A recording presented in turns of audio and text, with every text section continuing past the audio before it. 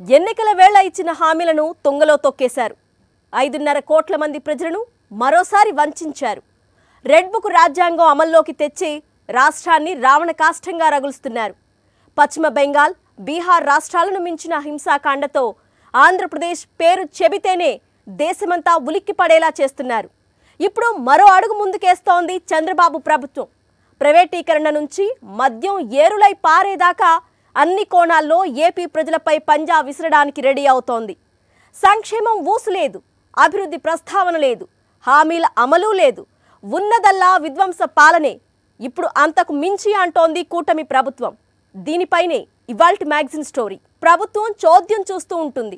ప్రతి సేవకి పక్కా ఖరీదు ఉంటుంది. ఉన్నోడు బతికేస్తాడు, లేనోడు రోడ్డున పడతాడు. ఖచ్చితంగా ప్రభుత్వమే నిర్వహించాల్సిన వాటిని ప్రైవేటీకరణ చేస్తే ఫలితం ఇలానే ఉంటుంది. గతంలో చంద్రబాబు పాలనలో ఈ తరహా బీభత్సాలు చాలానే చూశారు ప్రజలు. ఇప్పుడు మళ్లీ తనదైన మార్కు పాలన చూపించడానికి చంద్రబాబు రెడీ అయిపోయారు. జగన్ తీసుకొచ్చిన కొత్త ప్రభుత్వ వైద్య కళాశాలలను ప్రైవేటీకరించేందుకు కూటమి ప్రభుత్వం వేగంగా అడుగులు వేస్తోంది. క్లుప్తంగా చెప్పాలంటే పేద మధ్యతరగతి విద్యార్థులకు వైద్య విద్య అందని ద్రాక్ష అవుతుంది. రోగులకు ఉచిత వైద్య సేవలు అందవు. వంచన రాజకీయాలకు, వంచన పాలనకు దేశంలోనే బ్రాండ్ అంబాసిడర్ చంద్రబాబు. ఇది ప్రతిపక్ష పార్టీలు చెప్పే మాట కాదు. ఆయన ట్రాక్ రికార్డే పదే పదే ఇదే మాట చెబుతుంది అంటున్నారు రాజకీయ పరిశీలకులు. 45 ఏళ్ల రాజకీయ జీవితంలో మాత్రమే కాదు, వర్తమానంలోనూ నమ్మించి వంచడంలో తనను మించిన వాళ్లు లేరని నిరూపిస్తున్నారు చంద్రబాబు. ఎన్నికల్లో అలవి కాని హామీలను గుప్పించడం, గెలిచిన తరువాత ఆ హామీలను తుంగలో తొక్కడం చంద్రబాబు అధికారంలోకి వచ్చిన ప్రతిసారి చేసింది అదే. ఆ ఆనవాయితీని ఈసారి కూడా తూచా తప్పకుండా పాటిస్తున్నారు చంద్రబాబు. సూపర్ 6 పేరుతో అరచేతిలో వైకుంఠం చూపించారు. గద్దెనెక్కగానే ఖజానాలో చిల్లిగవ్వ లేదంటూ బికారీ మాటలు చెబుతూ 5.5 కోట్ల మంది ప్రజలకు హ్యాండిచ్చేశారు. అక్కడితో ఆగలేదు. ఒకవైపు రెడ్ బుక్ రాజ్యాంగం అమలు చేస్తూ విధ్వంస పాలనకి తెరతీశారు. టీడీపీ గూండాలు చేస్తోన్న హత్యాకాండ చూసి దేశమంతా నివ్వెరపోతోంది. ఇప్పుడు అంతకు మించి అంటూ మరిన్ని కోణాల్లో ఏపీ ప్రజలకు చుక్కలు చూపించడానికి రెడీ అయిపోయింది కూటమి ప్రభుత్వం. అందులో భాగంగానే మెడికల్ కాలేజీలను ప్రైవేటీకరణ చేయడానికి తహతహలాడిపోతున్నారు చంద్రబాబు అండ్కో. పేద మధ్యతరగతి ప్రజలకు వైద్య విద్యని అందుబాటులోకి తేవడానికి, పేదలకు మధ్యతరగతికి ఉచిత వైద్య సేవలు అందుబాటులోకి తేవడానికి వైఎస్ జగన్మోహన్ రెడ్డి తీసుకొచ్చిన మెడికల్ కాలేజీలను ప్రైవేట్ పరం చేయడానికి చంద్రబాబు ప్రభుత్వం ప్రణాళిక సిద్ధం చేస్తోంది. అంటే పేద మధ్యతరగతి విద్యార్థులకు వైద్య విద్య అందని ద్రాక్షగా మారుతుందన్నమాట. అలానే పేదలకు ఉచిత వైద్యం అన్నది భ్రమగా మిగిలిపోతుంది. గ్రామాల్లో, వార్డు స్థాయిలో, గ్రామ స్థాయిలో, పట్టణ స్థాయిలో ఇవన్నీ కూడా వైఎస్ఆర్ హెల్త్ క్లినిక్లలో పెట్టారు. వీటికి తోడు డోర్ దగ్గరికి వెళ్ళి ప్రతి ఇంటికి తలుపు తట్టి వైద్య సాయం అందించేటువంటి ఓ పథకాన్ని ప్రవేశపెట్టారు. వీటన్నిటికీ ఆయన నిధులు కేటాయించి కేంద్ర సహకారం తీసుకుని అమలు చేస్తున్నారు. వీటిని కొనసాగించడం చంద్రబాబు నాయుడు గారికి ఇష్టం లేదు. మొదటి నుంచి ఆయన మనస్తత్వం, ఆయన ముఖ్యమంత్రిగా ఉన్న హయాంలో 14 సంవత్సరాలు చేశానని చెప్తారు. ఒక్క సంవత్సరంలో ఒక్క మెడికల్ కాలేజీ కూడా ఆయన తీసుకురాలేకపోయారు. ఇప్పుడు ప్రభుత్వ పరంగా నిర్వహించాలని తలపెట్టి మెడికల్ కాలేజీలను పెడితే వాటిని ప్రైవేట్ వాళ్ళకి ఇచ్చేసి సొమ్ము చేసుకోవాలని ఒక ఆలోచన, నిర్ణయం తీసుకుంది. ఇది కేవలం పేద విద్యార్థులకు మెడికల్ కాలేజీ సీట్లు పోతాయని మాత్రమే కాదు, గ్రామీణ స్థాయిలో వార్డు స్థాయి వరకు తీసుకొచ్చేటటువంటి వైద్య సదుపాయాలను పూర్తిగా తుడిచిపెట్టేసేటువంటి ప్రక్రియకు చంద్రబాబు నాయుడు గారు శ్రీకారం చుడుతున్నారు అనేది ఇందులో సారాంశం. రాష్ట్రంలోని కొత్త వైద్య కళాశాలలను ప్రభుత్వ ప్రైవేట్ భాగస్వామ్యంలో నిర్వహించేందుకు గుజరాత్ పీపీపీ మోడల్ను అధ్యయనం చేయాలని కేబినెట్ భేటీలో నిర్ణయించారు. ఏపీలోని అన్ని ప్రాంతాల ప్రజలకు చేరువలో ఉచితంగా సూపర్ స్పెషాలిటీ వైద్యాన్ని అందించాలన్న ఆశయంతో మన విద్యార్థులకు వైద్య విద్య అవకాశాలను పెంచడమే లక్ష్యంతో వైఎస్ జగన్మోహన్ రెడ్డి ప్రభుత్వం 17 కొత్త వైద్య కళాశాలలకు శ్రీకారం చుట్టింది. జగన్ ముఖ్యమంత్రి అయ్యే నాటికి ఆంధ్రప్రదేశ్లో ఉన్నది కేవలం 11 ప్రభుత్వ వైద్య కళాశాలలే. వీటిలో 2185 ఎంబీబీఎస్ సీట్లు మాత్రమే ఉండేవి. రోజు రోజుకు వైద్య విద్యకు డిమాండ్ పెరుగుతున్న క్రమంలో చాలా మంది పేద మధ్యతరగతి వర్గాల విద్యార్థులకు వైద్య విద్య అందని ద్రాక్షగా ఉండింది. ప్రైవేటు కళాశాలల్లో లక్షల రూపాయల ఫీజులు కట్టలేక తమ పిల్లల్ని వేరే కోర్సుల్లో చేర్పించేవారు. మధ్యతరగతి కుటుంబాల వారైతే అప్పులు చేసి రష్యా, ఫిలిప్పైన్స్ వంటి దేశాలకు పిల్లలను పంపేవారు. ఈ పరిస్థితులకు చెక్ పెట్టేలా కొత్తగా 2550 సీట్లను సమకూర్చే లక్ష్యంతో 8000 కోట్లకు పైగా నిధులతో 17 కొత్త కళాశాలల నిర్మాణానికి శ్రీకారం చుట్టారు. వేగంగా నిర్మాణాలు కూడా చేపట్టారు. దీంతో రాష్ట్ర చరిత్రలో ఎన్నడూ లేనట్టుగా 2023-24 విద్యా సంవత్సరంలో ఒకేసారి 5 కళాశాలలను ప్రారంభించారు. విజయనగరం, ఏలూరు, రాజమహేంద్రవరం, మచిలీపట్నం, నంద్యాల వైద్య కళాశాలల ద్వారా 750 ఎంబీబీఎస్ సీట్లను జగన్మోహన్ రెడ్డి అందుబాటులోకి తెచ్చారు. ఈ విద్యా సంవత్సరంలో పులివెందుల, మదనపల్లె, మార్కాపురం, ఆదోని, పాడేరు వైద్య కళాశాలలను ప్రారంభించాల్సి ఉంది. దీనికోసం గత ఏడాది నుంచే వైఎస్ జగన్ ప్రభుత్వం చర్యలు ప్రారంభించింది. అన్ని చోట్ల ఆంధ్రప్రదేశ్ వైద్య విధాన పరిషత్ ఆసుపత్రులను బోధనాసుపత్రులుగా అభివృద్ధి చేసింది. నేషనల్ మెడికల్ కమిషన్ నిబంధనలకు అనుగుణంగా పోస్టుల భర్తీ చేపట్టింది. మొదటి ఏడాది ఎంబీబీఎస్ విద్యార్థుల అకాడమిక్ కార్యకలాపాల కోసం లెక్చర్ హాల్, ల్యాబ్, వసతి కోసం హాస్టల్స్, క్యాంటీన్ ఇలా వివిధ నిర్మాణాలు చేపట్టింది. ఎన్నికల ఫలితాలు వెలువడే నాటికి 80% మేర నిర్మాణ పనులు పూర్తయ్యాయి. అయితే చంద్రబాబు ప్రభుత్వం రెండో దశ కళాశాలలకు అనుమతులు రాబట్టకుండా కావాలనే నిర్లక్ష్యం చేసింది. దీనికి తోడు ఇప్పుడు పీపీపీ విధానంలో ప్రభుత్వ వైద్య కళాశాలలను ప్రైవేటు పరం చేసే దిశగా నిర్ణయం తీసుకుంది. పూర్తి ప్రభుత్వ ఆధీనంలోనే నడిపించాలనే జగన్మోహన్ రెడ్డి 17 కొత్త వైద్య కళాశాలలకు శ్రీకారం చుట్టారు. అప్పుడే విద్యార్థులకు జాతీయ ప్రమాణాలతో కూడిన వైద్య విద్య అందించడంతో పాటుగా పేదలకు ఉచితంగా అత్యుత్తమ వైద్యం అందుబాటులోకి వస్తుంది. అలానే పేద, మధ్యతరగతి విద్యార్థులకు వైద్య విద్య అందుబాటులో ఉంటుంది. కానీ చంద్రబాబు ప్రభుత్వం మాత్రం పేద, మధ్యతరగతి విద్యార్థుల గురించి ఆలోచించడానికి సిద్ధంగా లేదు. ఆ మాటకొస్తే చంద్రబాబు సీఎంగా ఉన్న ప్రతిసారి పాలన అంతా ప్రైవేటీకరణ చుట్టూనే సాగుతుండేది. ఇప్పుడు కూడా అదే విధంగా వైద్య కళాశాలలు, బోధనాసుపత్రులు ప్రైవేటు వ్యక్తుల చేతుల్లో పెట్టడానికి రెడీ అయిపోయారు. అదే కనుక జరిగితే పేదలకు ఉచిత వైద్య సేవలు కరువైపోతాయి. డబ్బులుంటే వైద్యం, లేకుంటే అప్పులు చేసో, ఆస్తులు అమ్ముకునో కుటుంబాలు రోడ్డున పడాల్సిందే. అధికారంలోకి వచ్చిన 2 నెలల్లోనే ఏమాత్రం ఆలస్యం చేయకుండా ఎన్నికల్లో ఇచ్చిన హామీలను తుంగలో తొక్కేశారు చంద్రబాబు. శ్వేతపత్రాల పేరుతో రోత పత్రాలను రిలీజ్ చేసి పచ్చి అబద్ధాలను ప్రచారంలోకి తెచ్చి ఖజానాలో చిల్లిగవ్వలేదంటూ ప్రజలను ఏమార్చే కుట్రకు తెరతీశారు. ఆ షాక్ నుంచి 5.5 కోట్ల మంది ప్రజలు తేరుకోకముందే ఇప్పుడు తన మార్క్ పాలనతో ప్రజల ఆశలను, కలలను పాతాళానికి తొక్కేయడానికి సై అంటే సై అంటున్నారు. చంద్రబాబు ఎన్నికల ప్రచారంలో ఏం చెప్పారు? అది ఇది అని కాదు, అబ్బో నోటికి ఏదొస్తే అది చెప్పారు. అందులో ఒకటి, ఎంతమంది పిల్లలుంటే అంతమంది పిల్లలకు తలా 15,000 రూపాయలు. మరి ఎన్నికలు అయ్యాక ఏం చేస్తున్నారు? ఎంతమంది పిల్లలున్నా పర్వాలేదు, తల్లిదండ్రులు స్థానిక సంస్థల ఎన్నికల్లో పోటీ చేయొచ్చు అంటున్నారు. నీకు 15,000, నీకు 15,000, నీకు 15,000 అని ఊదరగొట్టి తల్లికి వందనం అని నానా హడావిడి చేసి అధికారంలోకి రాగానే తల్లికి యగనామం పెట్టేశారు.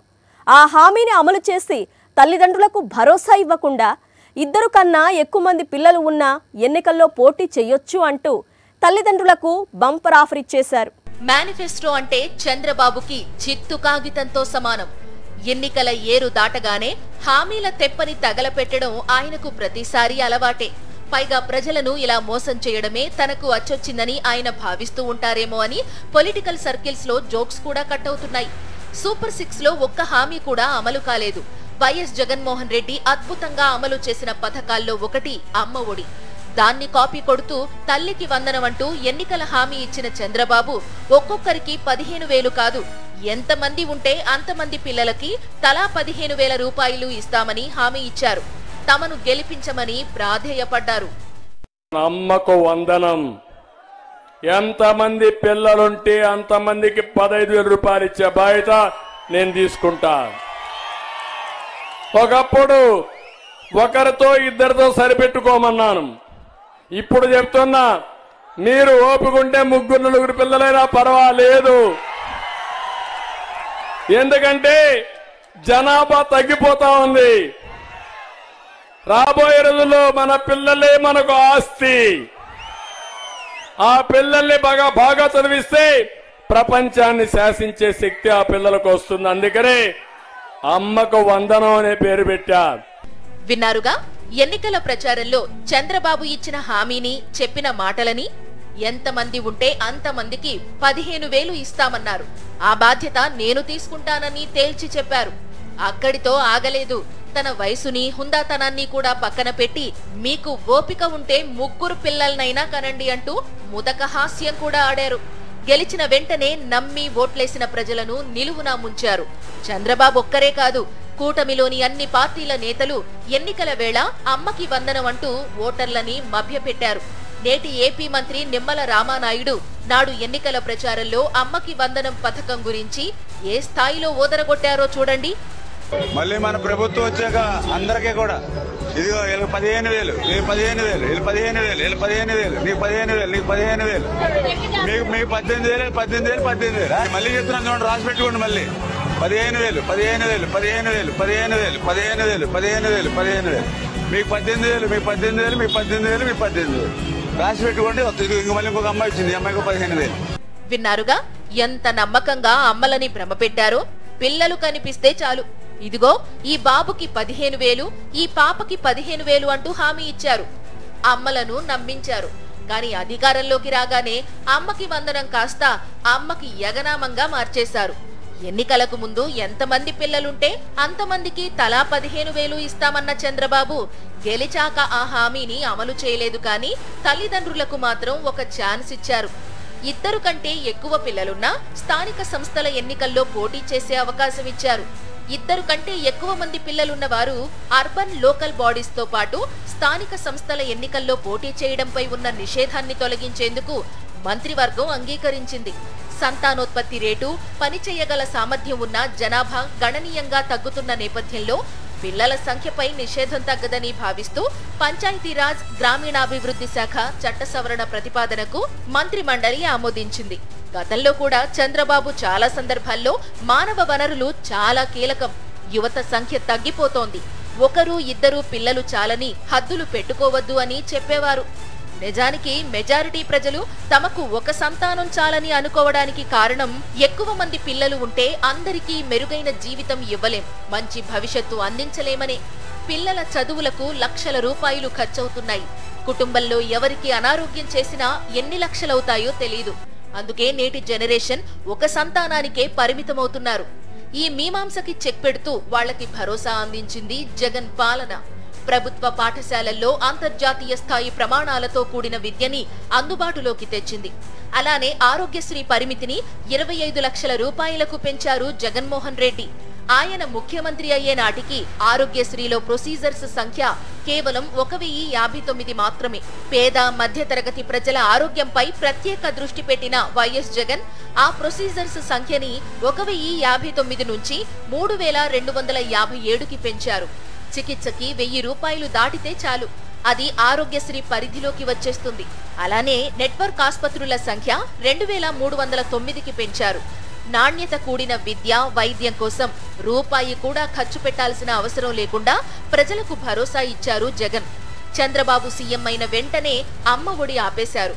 ఆరోగ్యశ్రీకి నిధులు లేవని 5 లక్షల రూపాయల మేర హెల్త్ కవరేజీ ఉంటే ఆయుష్మాన్ పథకాన్ని ప్రజలు వినియోగించుకోవాలని ప్రజలకు ఉచిత సలహా కూడా పారేశారు కేంద్ర సహాయ మంత్రి పెమ్మసాని. నిజంగా యువత సంఖ్య భారీగా పెరగాలని, అత్యంత విలువైన మానవ వనరులు దేశాభివృద్ధికి చాలా కీలకమని భావిస్తే జగన్మోహన్ రెడ్డిలాగా ప్రజలకు విద్య, వైద్యం భారం కాకుండా చేస్తే వారు 2-3 సంతానం కనడానికి ఆసక్తి చూపుతారు. కానీ చంద్రబాబు మాత్రం ఒకవైపు అమ్మఒడి ఆపేసి తల్లికి వందనం హామీని తుంగలో తొక్కేసి ఆరోగ్యశ్రీకి నిధులు లేవని పచ్చి అబద్ధాలు చెబుతున్నారు. ఎన్నికలకు ముందేమో ఎంతమంది పిల్లలు ఉన్నా అంతమందికి తలా 15,000 రూపాయలు ఇస్తామన్నారు. ఎన్నికల తరువాత ఆ హామీని పక్కన పారేసి ఎంతమంది పిల్లలు ఉన్నా ఎన్నికల్లో పోటీకి అవకాశం ఇచ్చే నిర్ణయం తీసుకున్నారు. అందరూ 1-2 సంతానం చాలనుకుంటున్న వేళ 2 కంటే ఎక్కువ మంది పిల్లలు ఉన్నా ఎన్నికల్లో పోటీ చేసే అవకాశం ఇవ్వడం కన్నా 2 కంటే ఎక్కువ మంది సంతానం ఉన్నా వారి పెంపకం మీకు భారం కాదనే భరోసా ఇస్తే బాగుంటుంది అంటున్నారు పరిశీలకులు. కానీ చంద్రబాబు మాత్రం ఆ పని చెయ్యరు. అందుకు ఆయన అటకెక్కించిన తల్లికి వందనం హామీ ఒక చిన్న ఉదాహరణ మాత్రమే. వేళాపాళ అంటూ లేదు, అర్ధరాత్రి అపరాత్రి అంటూ లేదు. ఎప్పుడు కావాలంటే అప్పుడు, ఎక్కడ కావాలంటే అక్కడ, ఎనీ టైం ఎనీ సెంటర్, అందుబాటులో మద్యం. That is Chandrababu. వీధి వీధికి బెల్ట్ షాపులు సందడి చేయటం అన్నది చంద్రబాబు పాలనలోని ప్రత్యేకతల్లో ఒకటి. తాగినోళ్ళకి తాగినంత అన్నమాట. బెల్ట్ షాపులను పూర్తిగా క్లోజ్ చేసి దశల వారీగా మద్యం షాపుల సంఖ్యను తగ్గిస్తూ వచ్చింది జగన్ ప్రభుత్వం. ఇప్పుడు ఏపీలో మద్యం ఏరులు పారించేందుకు నూతన పాలసీని సిద్ధం చేస్తోంది చంద్రబాబు ప్రభుత్వం. ప్రజలను మద్యం మత్తులో ముంచడమే చంద్రబాబు గారికి తెలిసిన ప్రజాసేవ. చంద్రబాబు ముఖ్యమంత్రిగా ప్రమాణ స్వీకారం చేసిన నాటి నుంచి ఎన్నికల్లో ఇచ్చిన హామీలను ఎప్పుడెప్పుడు అమలు చేస్తారా అని 5.5 కోట్ల మంది ప్రజలు కళ్లల్లో ఒత్తులేసుకుని ఎదురు చూస్తూనే ఉన్నారు. ఒక్క హామీ కూడా అమలు కాలేదు. కానీ రక్తపాతం కొనసాగుతోంది, హింస రచన కొనసాగుతోంది. రెడ్ బుక్ రాజ్యాంగం అండగా టీడీపీ గూండాలు చెలరేగిపోతున్నారు. అంతలోనే ఖజానా ఖాళీ అంటూ హామీల అమలుపై చేతులెత్తేసిన చంద్రబాబు ఇప్పుడు కొత్త మద్యం విధానాన్ని అమలు చేయడానికి రెడీ అయిపోయారు. 2014 నుంచి 5 ఏళ్ల పాటు చంద్రబాబు పాలనలో ఏపీలో మద్యం ఏరులై పారింది. వేల సంఖ్యలో వైన్ షాపులు మాత్రమే కాదు, వాటికి రెట్టింపు సంఖ్యలో బెల్ట్ షాపులు 24 గంటలు మద్యాన్ని అందుబాటులోకి తెచ్చేశాయి. జగన్ సీఎం అయ్యాక ఒక్క బెల్ట్ షాప్ కూడా లేకుండా చేశారు. మద్యం షాపుల సంఖ్యని తగ్గించారు. మద్యం అమ్మకాల వేళలను కుదించారు. ఇప్పుడు చంద్రబాబు తిరిగి ఏపీలో మద్యం ఏరులై పారేందుకు రంగాన్ని సిద్ధం చేస్తున్నారు. ఓవైపు పచ్చ రాక్షసుల హింసతో ఏపీ రగిలిపోతోంది. ప్రజలు తీవ్ర భయంతో, అభద్రతా భావం మధ్య జీవిస్తున్నారు. ఇప్పుడు 24 గంటలు మద్యం అందుబాటులోకి వస్తే హింసాకాండకు అంతే ఉండదని విశ్లేషకులు ఆందోళన వ్యక్తం చేస్తున్నారు.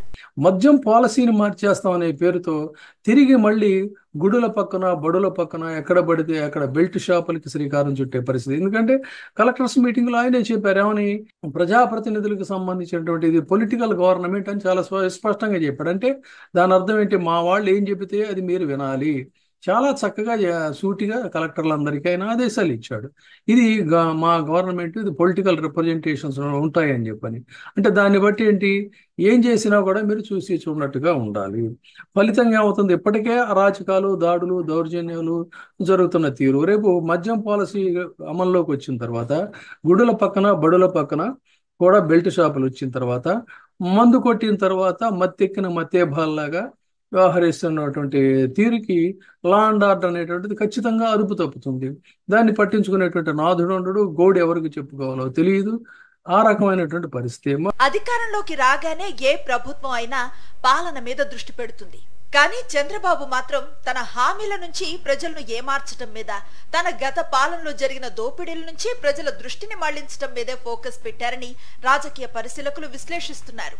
ఈ క్రమంలోనే శ్వేతపత్రాల పేరుతో రోత డ్రామా ఆడారు.